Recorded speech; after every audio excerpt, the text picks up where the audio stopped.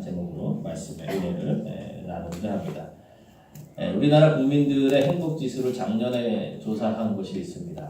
2018년도에 조사한 것을 살펴보니까 10대부터 60대, 70대까지 해서 자신이 좀 가장 불행하다고 생각하는 나이가 있었어요. 언제일까요? 몇 살 정도가 우리나라 인구 중에 자기가 제일 불행하다 이렇게 생각할까요?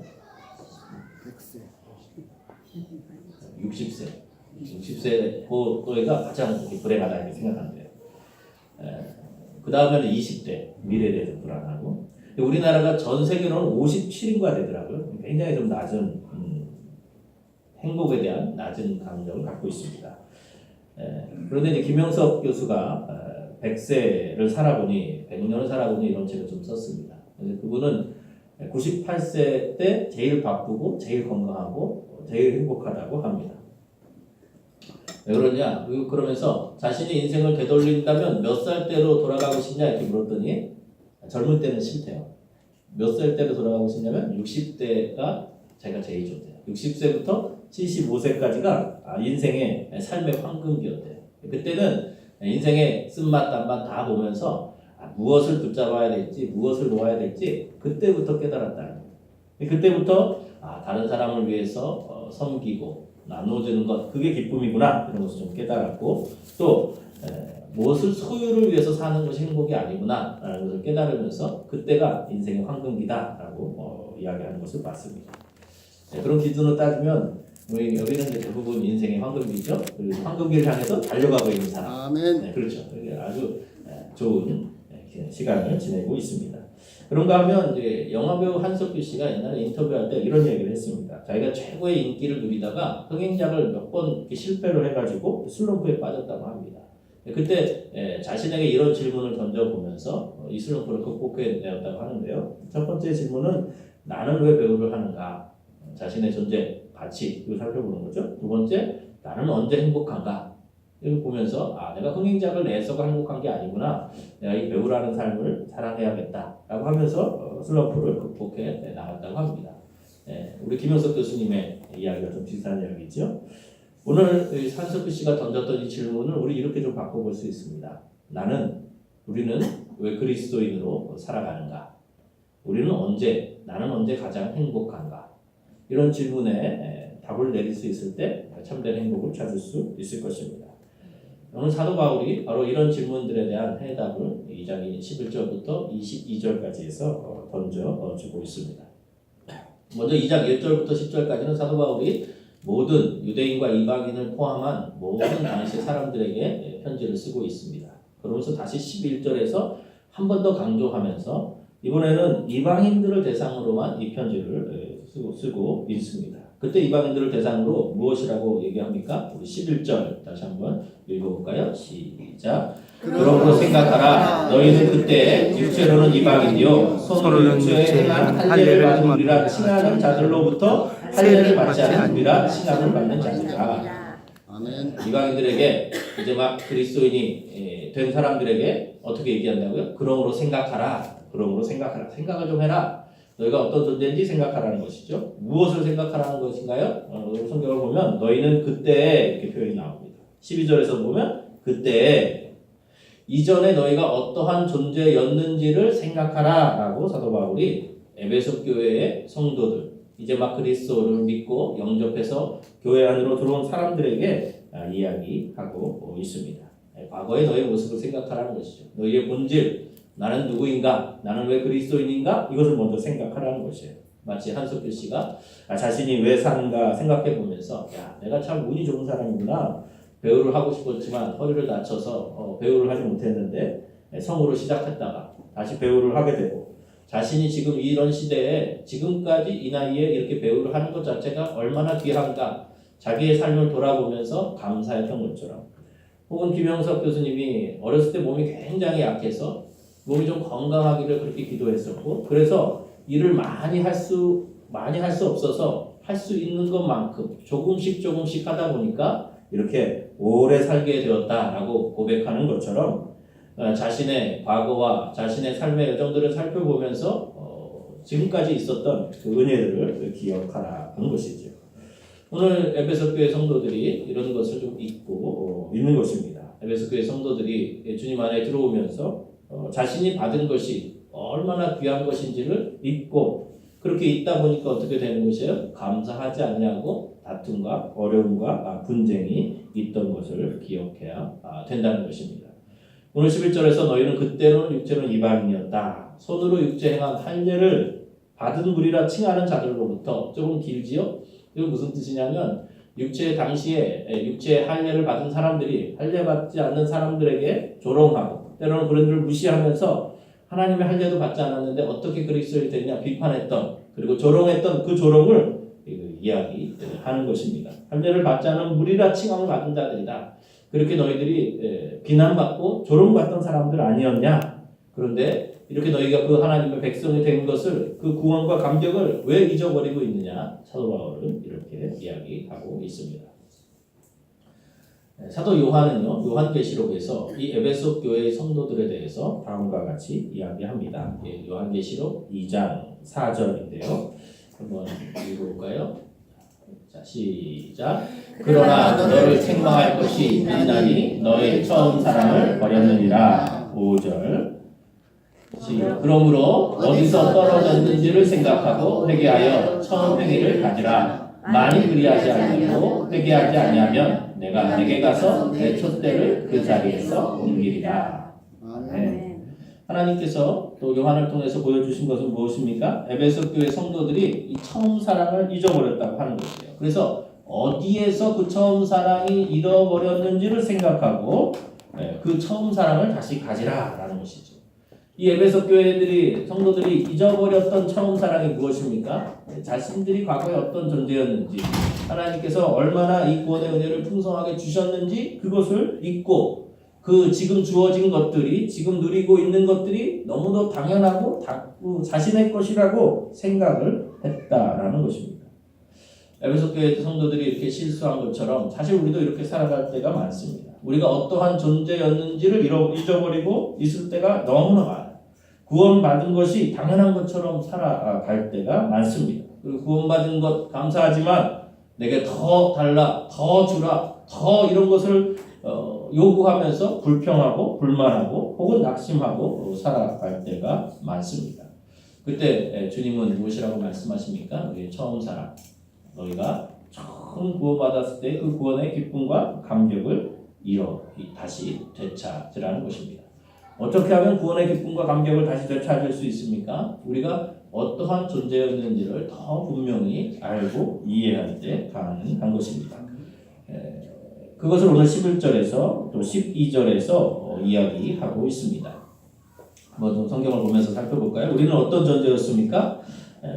할례를 받지 않은 무리라 칭함을 받는 조롱을 받는 사람들이었어요. 12절에서는 그리스도 밖에 있는 사람들이었고요. 이스라엘 나라 밖의 사람들이었어요.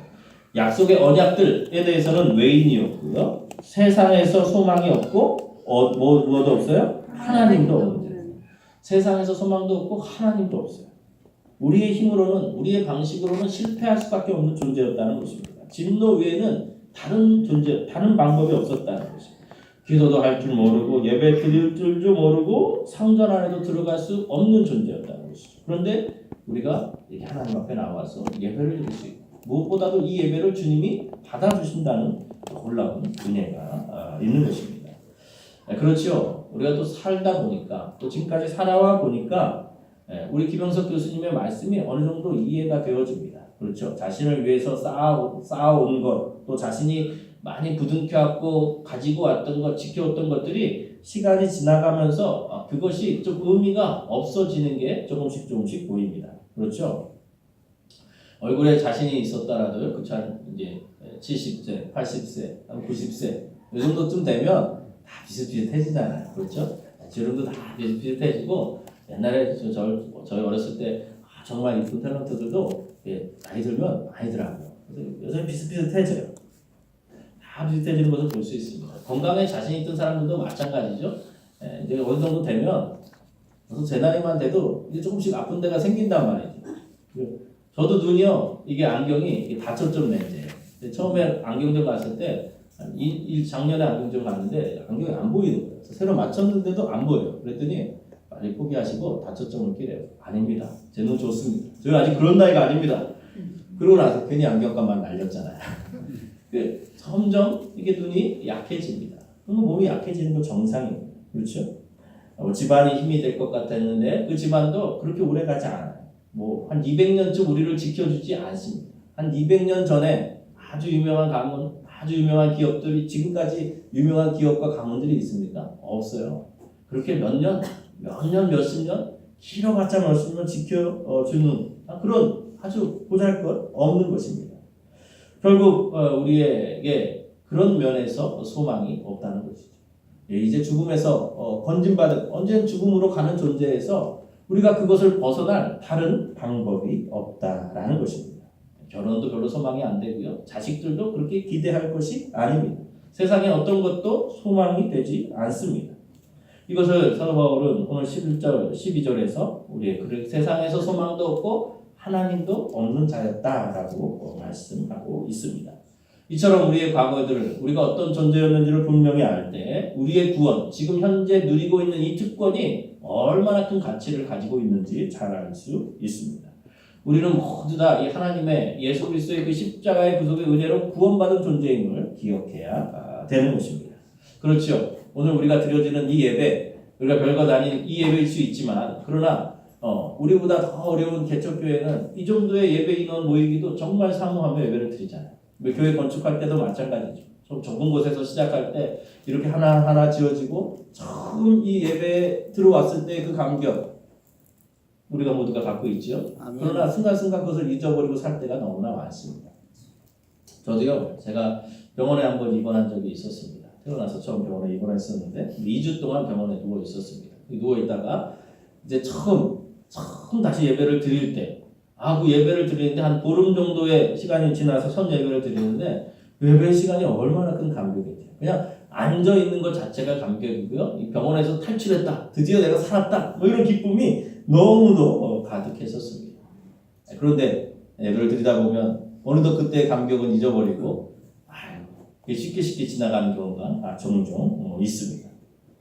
오늘 우리에게 오늘 하루 오늘 드려지는 이 예배가 어떻게 보면 우리가 전날 간절히 사모했던 또 간절히 기대했던 바로 그런 예배라는 것을 우리가 기억할 때 그것에 대한 인식을 다시 새롭게 할 때 이 예배가 복되어질 수 있고요. 이 예배가 기쁨이 가득할 수 있습니다. 아멘. 오늘 한날 하나님께서 주시는 이 귀한 예배, 하나님께서 찾으시고 하나님께서 만나주시는 이 귀한 예배, 우리의 간절한 마음들이 모여지고 그 간절함들이 회복되어지는 복된 예배가 되기를 주님의 이름으로 축원드립니다. 아멘.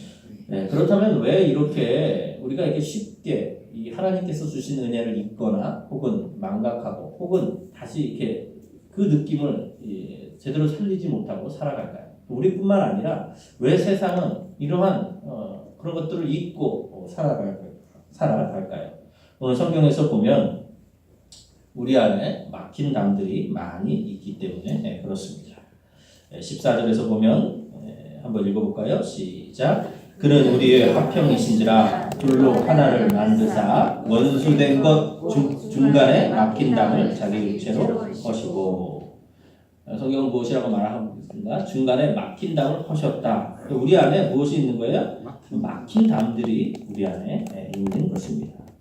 우리들 안에 하나님과 우리 안에도요 막힌 담들이 있고요. 또 사랑과 삶 사이에도 여전히 막힌 담들이 있어요. 이 죄 때문에 하나님과 하나님이 만드신 것, 이 모든 것들에 막힌 담들이 있습니다. 사실은 이런 것들 때문에 우리가 하나님을 잘 알지 못하고 누리지 못하고 하나님의 은혜를 계속해서 누리는데 방해와 장애가 되곤 합니다. 예를 들어서 이런 것입니다. 하나님께서 이 세상을 아름답게 만드셨어요. 그 자연을 아름답게 만드셨습니다. 그래서 이 천하 만물을 보면서 하나님의 원래의 의도는 하나님을 찬양하고 하나님을 알 수 있도록 만들어 주셨다는 것이죠. 그래서 그런데 사람들은 어떻습니까? 이 자연을 통해서 이 천하 만물을 통해서 계시해 주시는 나타내시는 하나님을 보기보다는 어떻게 해요? 자기가 즐거워하는 것이죠. 자기가 기뻐하는 것이죠. 그래서 자연에 계시는 하나님의 마음이 왜곡되니까 자연을 파괴하거나 혹은 산과 들로 다니면서 자기가 기뻐하는 거예요. 아 좋다, 좋네 이러면서. 원래는 하나님을 찬양해야 되는데 하나님께 막힌 담이 있으니까 그런 것이 장애가 되어지는 것이죠. 원래 유대인들은요 하나님의 특별한 도구였어요. 이 유대인들을 통해서 하나님의 살아계심이 드러나고 하나님의 백성의 어떠한 점을 보여주면서 이방인들을 구원하기 위해서 유대인들을 먼저 부르셨다는 것이죠. 그런데 하나님 사람들이 이 사람 사이에 막힌 담이 있다 보니까 이 혈통이 자랑이 되어버립니다. 유대인이 이방인들의 구원을 위한 도구가 아니라 이방인들을 수준 낮은 사람으로 보게 되고 짐승으로 보게 되면서 특권 의식으로 무장돼서 오늘 성경에 있는 것처럼 사람들을 무시하고 사람들을 조롱하고 사람들을 구분짓는 육체의 할례를 받지 않는 저런 더러운 놈들이라고 구분짓는 것으로 유대인들이 되어 버린 것이죠.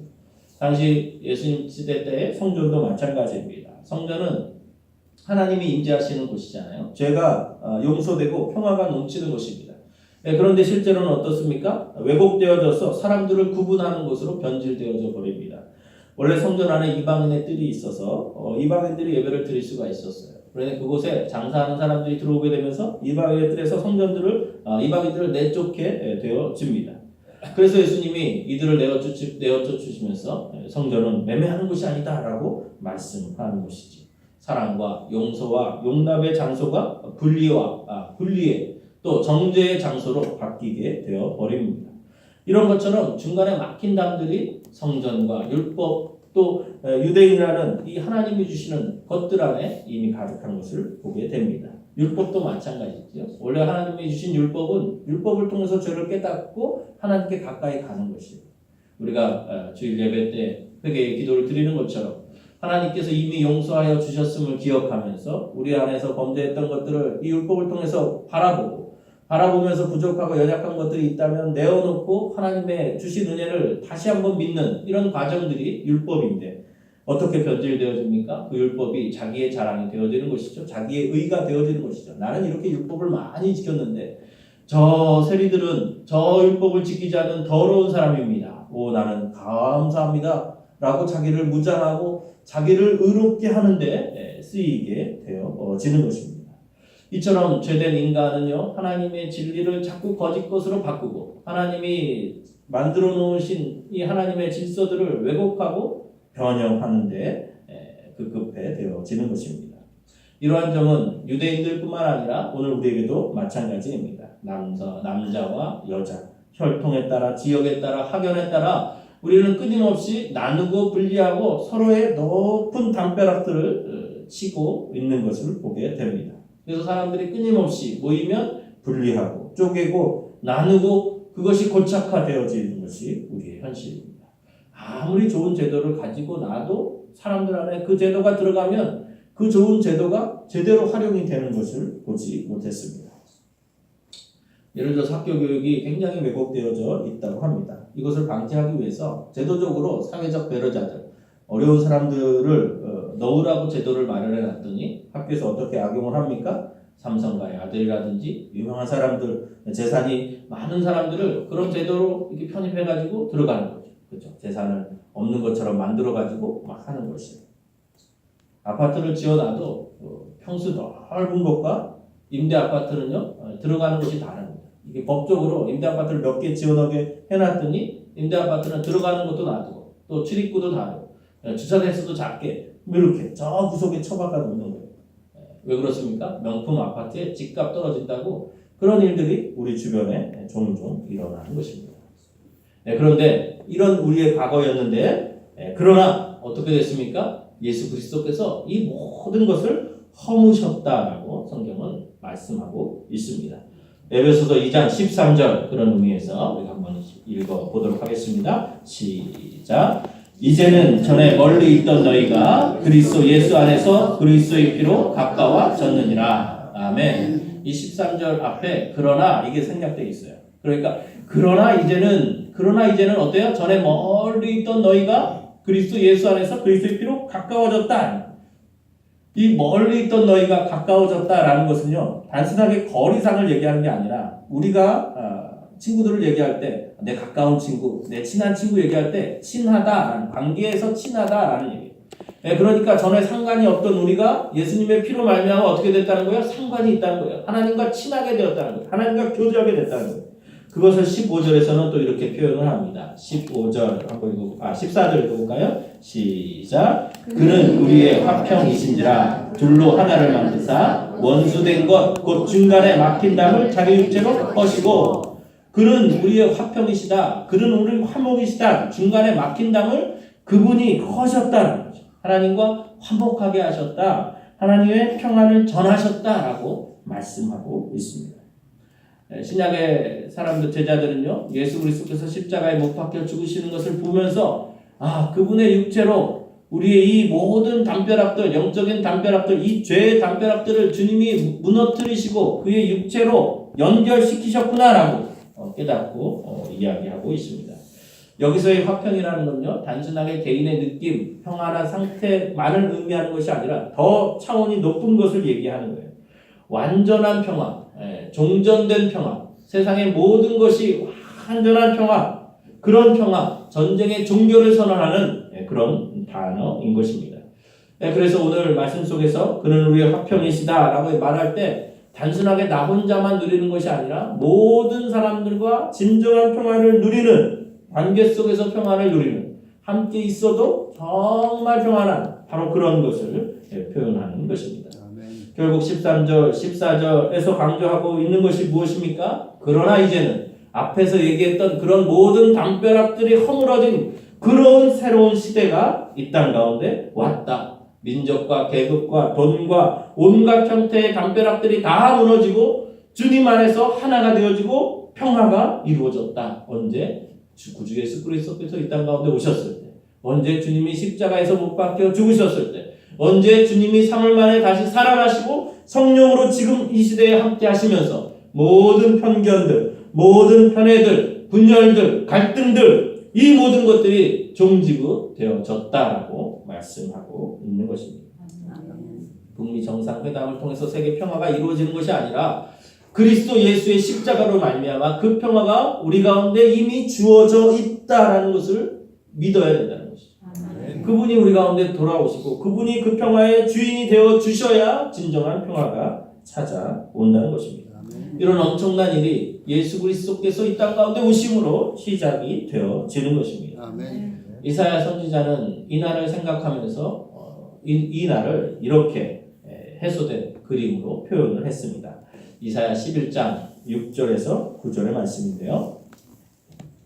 한번 읽어볼까요? 시작. 그때 이리가 어린 양과 함께 살며 표범이 어린 염소와 함께 누우며 송아지가 어린 사자가 살찐 짐승이 함께 있어 어린 아이에게 들리며.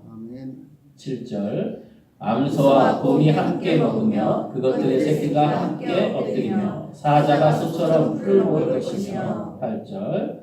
젖 먹는 아이가 독사의 구멍에서 장난하며 젖된 어린아이가 독사의 불에 손을 먹을 것이라. 9절. 내 거룩한 산 모든 곳에서 해됨도 없고 상함도 없고 것이니 이는 우리 바닥의 덕분같이 여호와를 아는 지식이 세상에 충만할 것이라. 아멘. 이사야는 어떻게 표현하고 있습니까? 적대적인 관계의 모든 동물들이 하나가 되어지는 아름다운 그림을 설명하고 있습니다. 이리가 어린 양과 함께 살고 표범이 어린 염소와 둥그르며 어린 사자와 살찐 짐승이 잡아먹는 관계가 아니라 같이 노는 관계가 되어진다는 것이죠. 어린아이와 독사가 손에 넣어도 물리지 않는 그런 평화로운, 모든 전쟁이 종결된 평화로운 상태를 그가 가지고 있는 생각을 담아서 표현을 했습니다. 마치 우리 교회의 모습 아닙니까? 아멘. 진짜인데. 아멘. 우리 교회의 원수 미키와 나비 한 집에서 살고 있지 않습니까? 개와 고양이가 한 집에서 살고 있어요. 얼마나 평화로운지 몰라요. 얼마나 행복해야지 몰라요. 이미 우리 교회는 실현되고 있는 역사적 사실입니다. 개와 고양이만 그런 게 아니라 이미 예수 그리스도께서 이 모든 원수들을 하나 되게 하신 것이라는 것이죠. 이것을 믿는 것이 참된 믿음이고 은혜입니다. 이 땅 가운데 이렇게 완벽한 평화를, 온전한 평화를 가져다 주실 분이 누구입니까? 이 평화가 있다고 말하는 사람이 누구입니까? 이러한 온전한 평화가 온전한 평화를 이끌 사상이 있다고 말하는 분이 누구입니까? 바로 예수 그리스도, 그 한 분뿐이 없는 것입니다. 그 예수 그리스도의 십자가, 그래서 이것은 쟁취하는 것이 아니라 주어지는 것이죠. 그분의 십자가를 믿음으로 받아들이는 것, 이 평화를 얻기 위해서 투쟁하는 것이 아니라 믿음으로 받아들이고 믿음으로 신뢰하는 것이 필요한 것입니다. 이분이 어떻게 하셨어요? 십자가 안에서, 그분 안에서 둘로 한 세상을 만들어 참된 평화를 이루셨습니다. 그리고 이 평화를 멀리 있는 너희에게, 멀리 있는 우리에게 전하여 주셨습니다. 하나님이 주신 평화는 그래서 우리의 경험을 뛰어넘는 것이에요. 하나님께서 주시는 평화는 멀리 있던 우리에게 이미 주신 것입니다. 당시 예루살렘에 멀리 있던 에베소 사람들에게 이 복음이 임했던 것처럼 시간이 흘러 복음의 불모지 같은 이 우리 땅에도 이 복음이 임했고 그 부흥을 맛보게 하셨습니다. 지금은 조금 약한 것처럼 보여도 시대는 틀려도 방법은 동일하다는 것이지요. 지금은 하나님이 먼 데 있는 우리를 부르시는 것이에요. 부흥이 끝났다고 하는 시대에 우리를 부르시는 것이에요. 회복이 끝났다고 하는 시대에 하나님이 우리를 부르신 것이에요. 하나님이 먼 데 있는 이 에베소 성도들을 부르신 것처럼 이 땅에 우리를 불러주셨습니다. 들꽃교회 성도로 하나님이 우리를 불러주셨어요. 하나님의 택한 백성으로 화평을 이루는 사람으로 불러주셨어요. 그런데 우리는 이렇게 생각합니다. 우리는 할 수 없다고 생각합니다. 이곳은 변화되지 않는다고 생각합니다. 이곳은 능력이 없다고 생각합니다. 나는 아니고 세상은 정치인이 바꾸고 경제인이 바꾸고 능력 있는 사람이 바꾸고 돈이 많은 사람들이 바꾸고 나 같은 사람은 아니라고 생각을 합니다. 그러나 하나님은 하나님의 음성이 희귀하던 시대에 사무엘을 부르셔서 하나님의 사람으로 사용하셨습니다. 나이 많아 힘이 없다고 말하는 모세를 불러서 끝까지 하나님의 선지자로 사용하셨습니다. 두려워하는 여호수아를 불러서 여호수아 가나안 땅을 정복하게 하셨습니다. 끝까지 의심하던 기드온을 들어서 사용하셨습니다. 그런 하나님이 지금 우리를 부르셨고 부르시고 있습니다. 하나님이 우리를 하나님의 대사, 이 땅 가운데 복음의 증거자로 하나님의 사명자로 삼으셨습니다. 이 세상의 화평자로 하나님이 삼아 주셨다는 것이죠.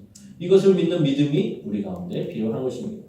하나님께서 우리를 이 들꽃교회 성도로 부르셨어요. 하나님이 우리를 성도로 부르셨어요. 전북, 금산면, 성계리, 혹은 용허리, 뭐 이런데 사람으로 부르신 것이 아니라 하나님의 대사, 하나님의 성도로, 들꽃교회의 성도로, 하나님이 주목하시는 하나님의 핏값으로 세우신 교회의 성도로 불러주셨다는 것입니다. 이것이 우리의 첫 번째 정체성입니다. 이것이 우리가 가져야 될 인식입니다. 이것이 우리가 가져야 될 주민등록증입니다. 우리는 누구입니까? 하나님이 이 세상으로 부른 하나님의 백성이요, 하나님의 사자요, 하나님의 대사인 것입니다. 아멘. 이 마음을 가질 때 우리가 믿음으로 감사하고, 이 마음을 가질 때 우리가 담대해질 수 있고, 이 마음으로 가질 때 우리가 주눅들지 않을 수 있고 하나님의 믿음의 사람으로 살아갈 수 있습니다. 그렇다면 하나님께서 우리를 대사로 부르셔서 또 하나님의 사람으로 부르셔서 하나님의 성도로 부르셔서 무엇을 하려고 하실까요? 그렇죠? 하나님이 부르셔서 하실 일이 있을 거 아니에요? 그것이 바로 18절의 말씀입니다. 에베소서 2장 18절 같이 한번 읽어보도록 하겠습니다. 시작. 이는 그로 말미암아 우리 둘이 한 성령 안에서 아버지께 나아감을 얻게 하려 하시니라. 아멘. 한 성령 안에서 한 아버지께 나아감을 얻게 한다라고 성경은 말씀하고 있습니다. 이 나아가다라는 것은 프로사고게 뜻인데요. 이 하나님 왕을 아련하다라는 것이죠. 왕을 아련고 왕께 나아간다. 그 왕께 나아간다는 것은 어떤 의미가 있냐면 옛날에 왕정 시대에 왕 앞에 나아가면 문제가 해결되는 거예요. 그렇죠? 왕 앞에 나아가서 왕이시여 이렇게 얘기하면 그 문제가 해결되어진다는 거예요. 그 왕 앞에 나아가는 특권이야. 아무나 나아갈 수 있는 것이 아니야. 하나님이 부르신, 왕이 부르신 사람만 왕 앞에 나아가서 그분과 대화할 수 있는 것이에요. 오늘 성경은 우리에게 그런 이미지를 가지고 말씀하고 있습니다. 하나님이 우리를 부르셔서 어떻게 한다고요? 한 성령 안에서 한 아버지께 나아감을 얻는 것이죠. 한 아버지께 나아가서 그분과 교제하고 그분과 대화하고 그분과 모든 의논들을 해 나가는 것입니다. 불러서 무엇을 하십니까? 원수 맺었던 그 둘이 아버지께 나아가는 것이죠. 원수 맺었던 이방인과 유대인이 하나가 되어져서 한 아버지께 나아가고 그 하나님께 예배를 드리고 그 하나님을 경배하는 것이죠. 이것이 바로 교회인 것입니다. 이것이 바로 예배인 것입니다. 아멘. 원수된 것이 풀어지고요. 종과 주인이 기업주와 노동자가 민주당과 자유한국당이 손을 맞잡고 덩실덩실 춤을 추는 것입니다. 아멘. 영남과 호남이 마음에 원수 맺었던 사람들이 연약한 사람과 건강한 사람들이 또 실패자와 성공자가 하나님의 선물인 이 평화를 마음껏 누리는 장소가 어디입니까? 교회이고 마음껏 누리는 것이 무엇입니까? 예배인 것입니다. 하나님 앞에 천한 자와 귀한 자가 없습니다. 다 같이 성도로 하나님 앞에 부름받은 백성으로 그 하나님을 마음껏 찬양하는 것, 그것이 바로 예배인 것입니다. 그리스도께서 이루어 놓으신 참된 평화를 마음껏 고백하고 누리고 기쁨의 축제를 즐기는 것, 그것이 바로 예배이고 그것이 바로 교회인 것입니다. 그리고 그것이 바로 우리가 해야 할 일인 것입니다. 하나님께서 이 일을 위해서 오늘 우리를 이곳에 부르러 주셨습니다. 아멘. 교회 되는 일은 바로 무엇입니까? 이 왕 되신 하나님 앞에 우리의 모든 편견과 우리의 모든 생각들을 내려놓고 한 아버지께 예배를 드리는 것입니다. 유대인과 이방인이 하나가 되었듯이 진정한 평화를 맛보고 심쓰며 나아가는 것이죠. 그래서 우리가 인사를 하는 것입니다. 어떻게 합니까? 사랑하고 축복합니다. 인사하는 것이죠. 겉으로 하는 것이 아니라 마음을 담아서 이런 믿음의 고백을 담아서 인사를 하는 것입니다. 사랑하고 축복하고 사랑하고 축복하기를 원하고 다시 사랑하고 축복하는 믿음의 고백들을 해 나가는 것입니다. 오늘 마지막으로 20절부터 23절까지 보게 되면 우리는 성전이고 가족이며 완성되어져 가고 있다고 말씀하고 있습니다. 22절 우리 마저 한번 읽어볼까요? 시작. 너희도 성령 안에서 하나님이 거하실 초소가 되기 위하여 그리스도 예수 안에서 함께 지어져 가느니라.